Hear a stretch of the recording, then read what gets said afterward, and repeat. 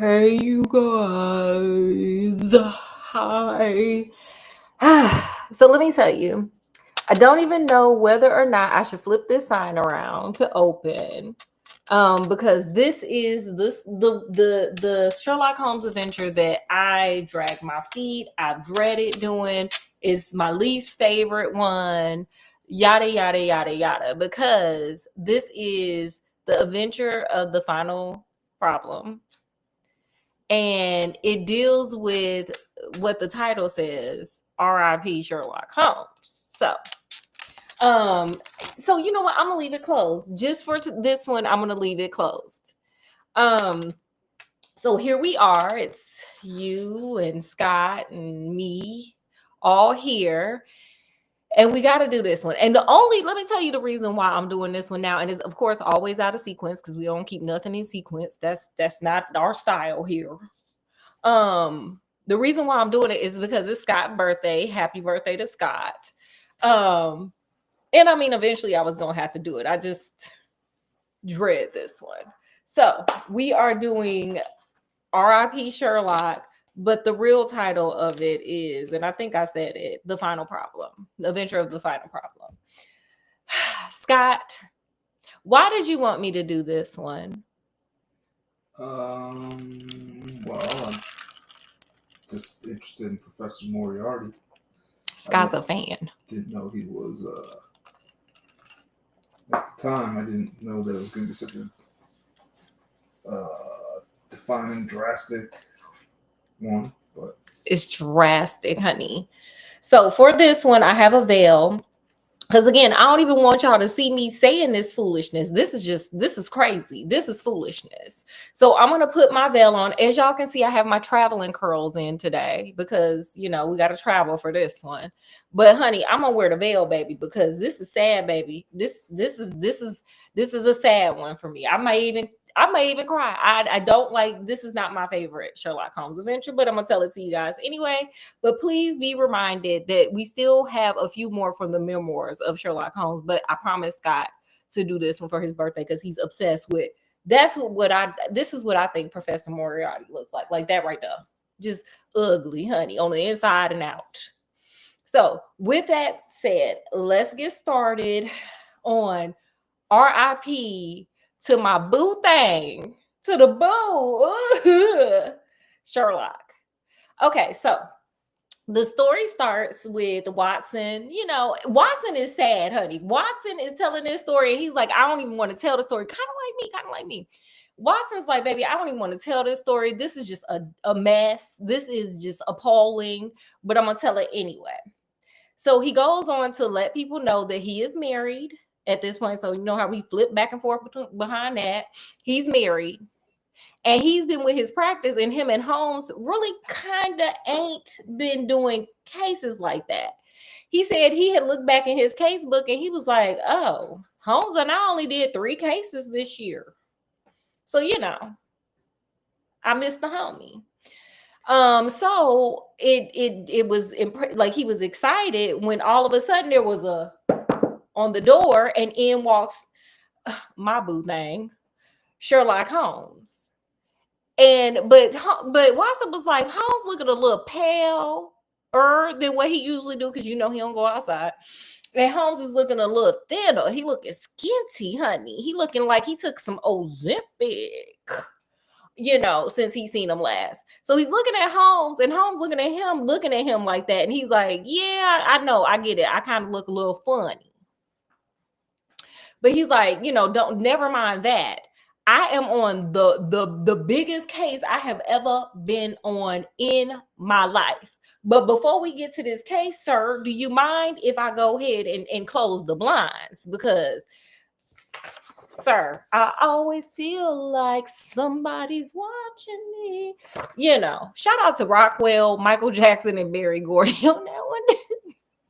Honey, that is nepotism at its finest. When you get Michael Jackson to sing on your child's song so it could be popular, because he gonna be a one-hit wonder. Shout out to Berry Gordy, Rockwell, and Michael. Anyway, so Sherlock Holmes is like, I'm annoyed, but I ain't paranoid, honey. But we're gonna shut these blinds real quick because some people, I got eyes on me, baby. I got eyes on me. Okay, I got these eyes on me. So Watson like, hurry up and shut the blinds then. And he was like, also, once we done, do you mind if I don't go out the front door? If I climb over your fence to go? And Watson is just like, why you doing, Sherlock? Why are you doing all this? Now, normally Sherlock is very confident. He's in control. He's that dude. And so Watson is looking at him curious, like, sir, why are you acting like this? And Sherlock is like, okay, let me close these blinds and let me tell you real quick what's going on. He was like, have you, Scott, ever heard of Professor Moriarty? And Watson's like, no, never heard of him. Who's that? Who? I'm gonna take this off. It's hot, but I'm gonna pull it down when I gotta cry. Anyway. So he's like, who is that? I ain't never heard of him. Who is it? Does he teach at, Yale or Stanford or something? Who is he? Even though we're in UK. Does he teach at Oxford? Thank you, Scott. Does he teach at Oxford? And Holmes was like, nah. He was like, see, and that's the problem. That's y'all problem. That's y'all problem. Y'all ain't paying attention to nothing. But I've been paying a lot of attention to Professor Moriarty. And what I gather from the homie is this. All these crimes we keep having to go figure out, all these different things, these different cases we got. Do you know who the puppet master, the ring master of all of this foolishness is? You know who in the middle of it? You know who's spinning this web? Who do you think it is, Scott? Professor Moriarty. Period. Just Professor Moriarty. He in the middle of all of it. He was like, see, Professor Moriarty was a math teacher down to the college. He was one of the best. Okay. Huh? You add and subtract with the best of them. Add and subtracting, multiplying, and dividing, baby. And dividing is really, okay? With a face like this, baby, you got to divide. Ooh, my hand is off. Boom, there we go. So anyway. So, he was a like world-renowned professor. Well, he decided, like, why am I just getting paid like a teacher salary? Why am I doing that? When what I really could be doing is masterminding some crime because I know how to do numbers, okay? I does the numbers, okay? I calculates where the money resides. So he decided to be like a master criminal, and pretty much he started slow and steady, and all of a sudden, bam, criminal organization. Pablo Escobar-esque. Wow. Al Capone. Okay? The Godfather, if you will. And so, Holmes is like, I was tracking. That's why I ain't been talking to you, Watson. I've been on the case, baby. I've been on the prowl trying to figure this out. I'm like, I'm going to get to the root cause because I'm about tired of this. And then he also let it be known, like, sir, I got enough money to just sit down and do my chemistry work for the rest of my life if I just hurry up and eliminate Professor Moriarty real quick. And so Watson's like, okay, wow, that's crazy. But Holmes is like, no. It ain't that easy. He's like, what's going on is this man knows that I'm after him. So what does this man do? He sends his goons. He sent them goons after him, because he knows he's after him. And so he was like, these goons been coming after me. Like strange things kind of been happening. Like one day I was walking and a stagecoach almost ran me over.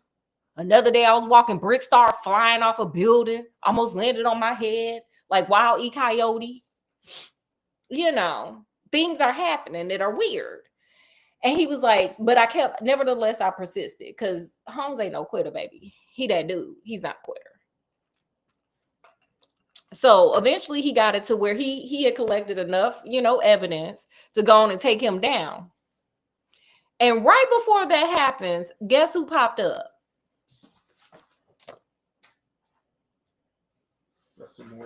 Right. So Holmes said he was sitting at 221 221B Baker Street, buying him some business, maybe doing some chemistry, maybe Okay. You never know with Holmes. You never know what you may walk into. Maybe smoking a pipe. We don't know. And he goes in there and boom, who tippity taps in? The devil, honey, Professor Moriarty. So Professor Moriarty comes on in. I guess he probably had him a little veil on, trying to hide his face, trying to be mysterious. And he's like, hey, do you know who I am? And Holmes is like, oh yeah, baby, I'm quite clear on who and what you are. And Professor Moriarty pretty much tells him, look, mind you some business. Mind the business that pays you. Because one or two things gonna happen, baby. You gonna come up missing, or you gonna come up, floating upwards like fish do when they end themselves. You gonna come belly up, baby.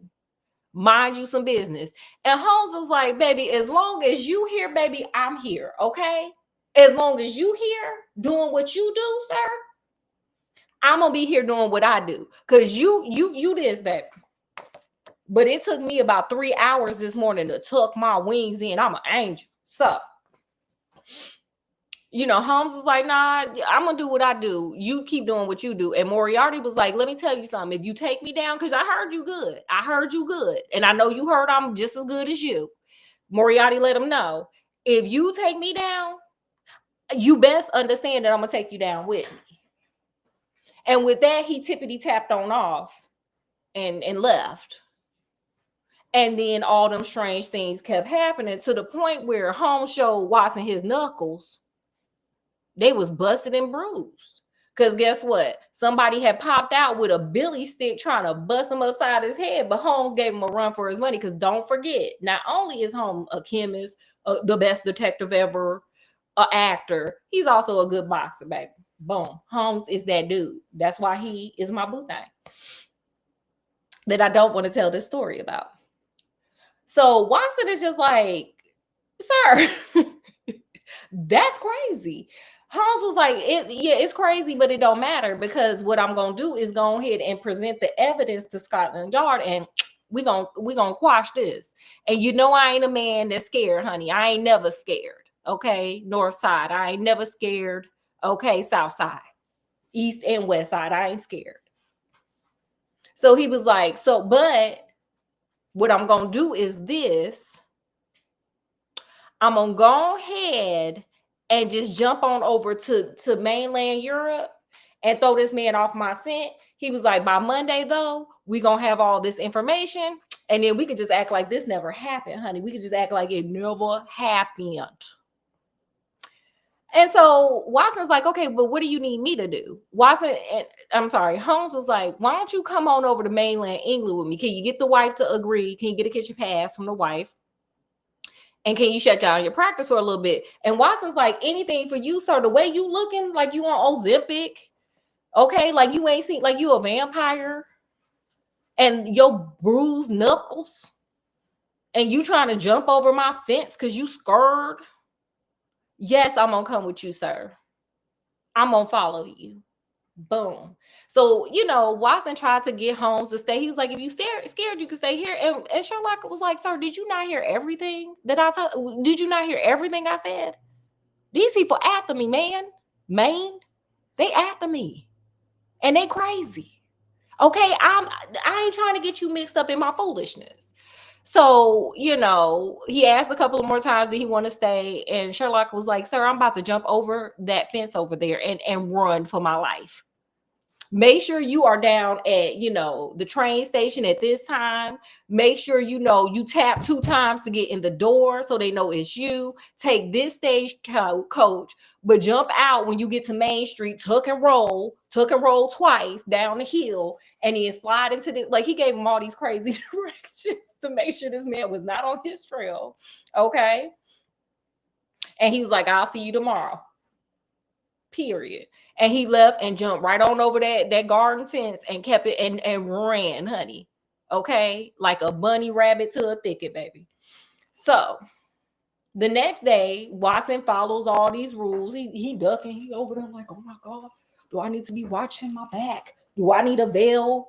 Like, what is going on? And he ends up doing all the things Sherlock Holmes tells him. And he gets to the train. And he's waiting on Holmes. He's expecting to see Sherlock Holmes. He's like, where my homie? Oh my God, did they get him? You know, he got people after him, Scott. Yeah. Did they get him? But no, you know, whatever. He sits down in the thing and the train's about to leave and they sit a old Italian priest next to him. And he's like, nah, this ain't who I'm waiting for. I'm waiting on Sherlock Holmes. And they were like, we don't care. Because, I mean, what train conductor, like, really gives a damn about that? And so, you know, they take off. And all of a sudden, he said, he hears a, Watson, you don't know it's me? It's Sherlock Holmes in a disguise. Oh, wow. That's why he my boo. So, you know, they own a choo-choo train. And Sherlock is like, see, I told you I look at that. Look out that window. I told you they was following me. Who's running up the train station? Professor Moriarty, the devil, honey. He running, trying to catch that train, trying to get it to stop, but the train in motion, baby. You don't stop when it's in motion. So, you know, he's like, see, I told you that fool following me. I told you that fool following me. Look at him. Look at him. And he's still going to be following us, but I got some games for him. I got something for him. So, you know, they go off on their journey or whatnot. Now, before they get to the final destination, so he had his luggage going to like Paris or something. Let's just say Paris. I forget which country. It doesn't matter.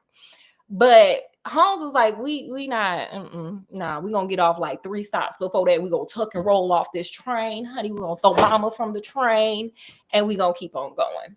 So, you know, they get off the train early and they duck and hide behind. They like, oh girl, we gotta duck and hide behind this luggage. And what do they see? Professor Moriarty rolling in a single train. I don't even know. I didn't know you could do that. But it says he had like a 1 train speed train following him. I was like, okay. You better have a race car train. I don't know. I gotta look that up and see if that exists for real. Because I was like, okay, did y'all make this up for the story or what here? Don't matter. No, it doesn't matter. Holmes and Watson are off the train. And they take another train to another country and they keep it going. They was like, we just not gonna have no luggage. Holmes had solved crimes for kings. Okay, he solved that sneaky link crime. Check that out.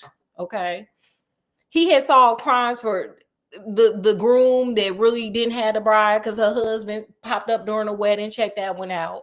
You know, he had solved a bunch of crimes, so he had some money, honey. He had money, and so he was like, "Girl, we just gonna buy more luggage. No big deal." So they kept it going. So they go to all these different places and they stay, they hang out, they have guy time. And, you know, they're having a good time. But Holmes keeps telling Watson, like, look, we need to watch our backs, honey. We need to be on it. Let's not get caught slipping because this fool got eyes everywhere. He got them eyes everywhere, baby. We being watched. So, you know, they finally get to a beautiful waterfall. And I think it was Rheinbach, Switzerland. They were in Switzerland. And so, you know, the hotel owner told them, look, you got to go hiking up there and you really got to see these waterfalls, honey. They are the bomb.com, mil.org.gov, and edu, baby. This is everything. Them falls are everything. So make sure you take your little self right on up there and go see them waterfalls, period. So Holmes is like, okay, cool. I love that. And so, you know, they end up going. Now, here we go. What happens when they hiking? Here come a big old boulder falling down the thing. And Holmes is like, oh my God. Oh, who did that? And the guy was like, oh, that happens all the time. It's spring. Things are loose. It's been raining. You know, it's fine. Don't worry about it. But Holmes is like, baby. The devil after me, baby. 1, 2, 3. The devil is after me. And so, you know, Watson's like, well, I mean, do you want to end it? Do you want to go back? And he's like, nah. So they keep going up. All of a sudden, a little boy comes, a little page boy, a little messenger. I guess that's what a page boy would translate to. So a little messenger boy comes up and he's like, hey, Dr. Watson, we're looking for a doctor because, you know, well, he hands him a letter. And in the letter is basically saying we have a patient here that's terminal from tuberculosis. She is a British national. She refuses to see a Swedish doctor, and she wants a British doctor to come and see her for her final, hours, days, whatever. And the hotel manager was like, will you please come and treat this patient as she, is laid to rest. As she's laid to rest. Everybody is just being laid to rest here, honey. That's why I wore my veil and my black. Oh, let me show y'all my outfit. I'm a grieving widow. I'm a grieving widow today. So Watson is like, well, I don't want to leave the homie because he paranoid. He annoyed, not paranoid right now, because a boulder then fell down. But this lady is on her way out and she wants comfort, probably some morphine, maybe some brandy, I don't know. And she only wants to be treated by a fellow British, which sometimes it's like that. So he's like, ugh. So Holmes is like, look, homie, I'm fine. I got my Ozempic. He didn't have Ozempic. I got my Ozempic though. I got my veil so I don't get too much sun so I can stay pale. I'm gonna be fine. The boulder, it's springtime, it's been raining. It's not a big deal. And so Watson's like, okay, let me treat her, and then I promise I'm gonna come back up here and meet up with y'all, and then we gonna resume, our they had seen the fall. So he was like, I'm gonna resume the rest of this hike that we're doing. And this is just the saddest part to me. He says, as he was going down, he looked back and he saw his friend for one last time. It was the last time he saw Sherlock. And I was just like, oh, like, you just never know when's the last time you're going to see somebody. This part made me really sad. I hate listening to this part because it's just two men who have a mutual respect and admiration for each other, and they had a true friendship. Y'all read this story. Like, if you don't read no other Sherlock Holmes story, read this one, because it shows true companionship, respect, admiration that two friends have for each other. Two true friends. So anyway, so he looks back, he sees his friend just standing there one last time, and his friend waves him off, and he goes back to the hotel. He makes the trek back to the hotel to, go tend to this patient. He gets there and he sees the hotel manager, and he's like, hey, is the lady still okay? Does she still want to see me? Is she still with us? And the hotel manager's like, what are you talking about? And the plot thickens, baby. There go that plot twist. So Watson, like, this letter on your letterhead, you sent it asking me this. And he said he just panics at it, just straight up panic. We're panicking. Because he knew. And when the hotel manager said, oh, it must have been that tall, skinny guy that came up in here that asked to write a letter. Oh, yeah, he wrote it on that. Watson said it took him an hour to get downhill. He said it took him about 10 minutes to get back up to hill to go find his friend. True friendship, honey. True friendship. Okay. So he runs back up the hill just to help his friend. When he gets back up there, he sees Sherlock's coat is still sitting there in the place where he last saw him. And so this was the one time, you know how everybody be like, how you know, how you psychic, how you be knowing that? To Sherlock when he, just makes observations. Watson said for the first time, he utilized the observation skills that Holmes had taught him through every case. This was the first time because he was so panicked and so scared for his friend. So he said he looked down, he looked for footprints, and he found the footprints, and he saw that there were two sets of footprints that led off the edge of the waterfall. He said he went back to the coat, and in the coat was a letter from Sherlock. I'm going to read it for y'all so y'all can hear. I mean, respect, baby. Respect. No tea on that. Dear Watson, my dear Watson, I write these few lines through the courtesy of Mr. Moriarty, who awaits my convenience for the final discussion of those questions which lie between us. He has been given me a sketch of the methods by which he avoided the English police and kept himself informed of our movements. Oh, I forgot that part. While they were, on a tour de Europe, the police rounded up all of the gang, but Moriarty escaped. And this is when Holmes was like, he coming for me, baby. He ain't got nothing to lose. A man that ain't got nothing to lose, honey, is going to take you out every time, okay? Never leave somebody with nothing to lose, because I promise you, that is your way to defeat them. Because when people ain't got nothing to lose, they ain't got nothing to lose, honey, okay? To include their own life. So anyway, so they rounded up the criminal organization as per all the clues Holmes had. Moriarty was the last one standing, and he said, I'm using every day to get Sherlock Holmes. I don't care what I gotta do to get him. That's what he says.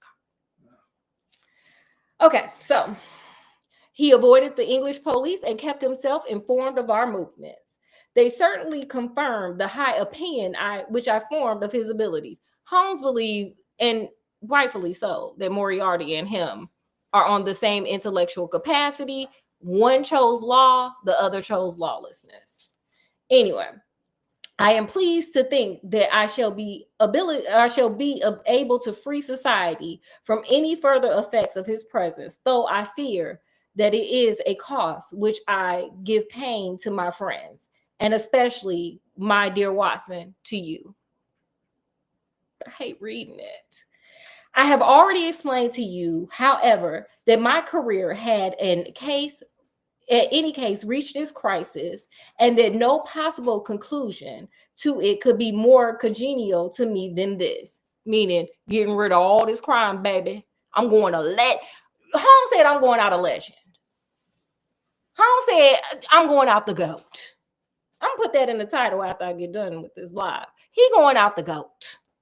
Okay? Like Michael Jordan, I'm going out the GOAT, baby. Retire my number.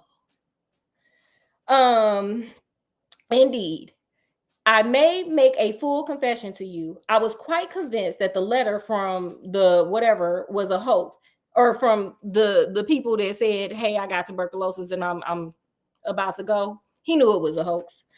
And I allowed you to depart on that errand under the persuasion that some development of this sort would follow. Tell Inspector Patterson that the papers which he needs to convict the gang are in the pigeonhole M, done up in a blue envelope and inscribed Moriarty. I made every disposition of my property before leaving England and handed it to my brother Mycraft. There go my boy Mycraft. And by the way, I forgot this part. When Holmes when he jumped over Watson's garden fence and ran away, he went to Mycraft's house. Okay, that's the safe place, baby. Mycraft don't want nobody talking. He like, look, I ain't got time for this foolishness. I know ain't nobody around me, no criminal, because they can't even talk. Period. I am here for his brother. I'm team his brother. With Holmes gone, his brother my next boo thing. Period. We just can't talk. Anyway, pray give my greetings to Mrs. Holmes and believe me to be, my dear fellow, very sincerely yours, Sherlock Holmes. What a class act, honey. What a class act, honey. Okay. And with that, the criminal organization goes under. Moriarty is done. But Watson has like a last few words. But basically, Watson says he was honored, humbled, and got to enjoy working with the most honorable, wisest man he knew. And with that, that is the end of Sherlock Holmes. Like that, he's supposed to be gone. But I got a picture for y'all. Nope. So I'm going to give y'all a little background on it. So Sir Arthur Conan Doyle got tired of writing Sherlock Holmes at this period of life. So that ends that story. Let me just make it clear. That is the story. And let me give you a little background. So Arthur Doyle was just tired. He's like, I'm tired of writing this. You know how like Jimi Hendrix was like, I'm tired of playing the same old songs. You know how people just get tired of it. It gets monotonous. That's how he felt. So what he wanted to do was kind of end the book. And he said, even I'm gonna end this book, and even if I don't make no money, I'm gonna just do what I want. I'm gonna write what I want. I'm tired of writing about Sherlock. So him and his wife went to Rheinbacher Falls in Switzerland. He saw it and he was like, boom, this gonna be the final ending. And it can only end with somebody just as intelligent as Holmes, blah, blah, blah. He made this final story. But let me tell you something. I don't know if y'all ever seen Stephen King's Misery. Remember how the author tried to end that book? And then people, and Misery went crazy and got that sledgehammer, was like busting his legs up and stuff. That's how the people of that time went at Sir Arthur Conan Doyle. And they made him revive Sherlock. So, we can do this for a little bit, but baby, I'm gonna come back. Okay, because my man rising from the dead, y'all. Hey, he gonna come back. Okay. So don't get sad. Don't get your veils yet. Not just yet. Plus, we got some other ones from the memoirs that we didn't complete. So that concludes that. I accomplished what I said for Scott's birthday. But I also let y'all know, don't get sad. Don't unsubscribe from my channel, because we're gonna keep doing it. We're gonna keep rocking and rolling. So with that, did you have any lessons learned, Scott? Did you guys have any lessons learned? No, I forgot a lesson learned from that one. Nothing? Not as far as lessons go, no. Well, I'll give y'all my lessons. I learned that in times of trouble, a real friend will always be there for you. Because Watson was, Watson was down, okay? Watson didn't want to be down. He was down, honey. He was ride or die for reals, okay? And then another lesson learned, I learned from the author, is when something is so good, even if you try to end it, it sometimes keeps going. Sometimes your purpose is just giving people that one thing. And even if you get tired, sometimes you just got to keep going with it. Sherlock was too good to end, baby. It was too good to end. Okay. So we got one more thing. Now I like to do some taste testing, because I want y'all to experience the story in a different way, but also experience some food, because I like eating. So this one, we got a little taste test. I found this at some random grocery store, and I was like, ooh, that sounds good. So this is Choco Love XOXO chilies and cherries. It's supposed to be spicy and sweet. So let's see what we got going on here. Tell y'all whether it's recommended or not. And trust me, you could tell by we got a cute little William Shakespeare quote in there. This Hasadiddy. Okay, Scott, you ready for your mouth to burn and taste sweet at the same time? Right. Okay, let's get this party started. I'm gonna cover my eyes just in case I start crying. It's so spicy. I'm not.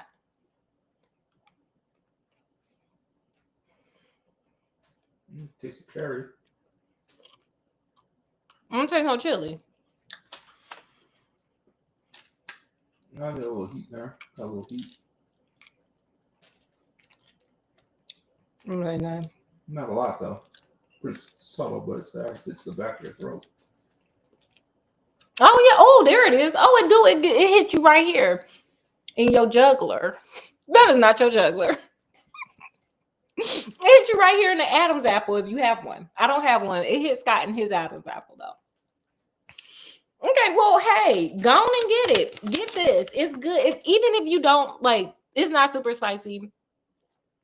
But if you want something, it's dark chocolate, so it's good, and cherry. It's a little spicy. It hits you in the back, like a little bit after chewing. Oh, and also they got this cute William Shakespeare's quote. I love that. So with that, that's all we got. I hope you guys enjoyed. We'll be back with more Sherlock Holmes, the two from this collection that I didn't do. But also there's still more, because again, the people said don't make us pick you up off the side of the street and break your legs with a sledgehammer with a piece of wood in between, like Misery, sir. Don't do that. Don't end that series. Okay? Get it together. Sherlock is not gone. No R.I.P. R.I.P. revoked. So, Scott, did you enjoy your Professor Moriarty?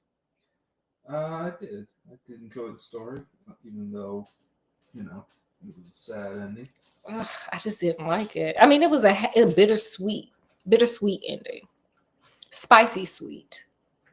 So anyway, with that, guys, I don't think we ever open. So we just gonna remain closed. We're gonna have a moment of silence for the homie. And yeah, with that, we're gonna end it. So I hope y'all enjoyed from wherever we are to wherever you are. Peace, love, happiness to all, of course, always, especially during these times. These people crazy. And with that,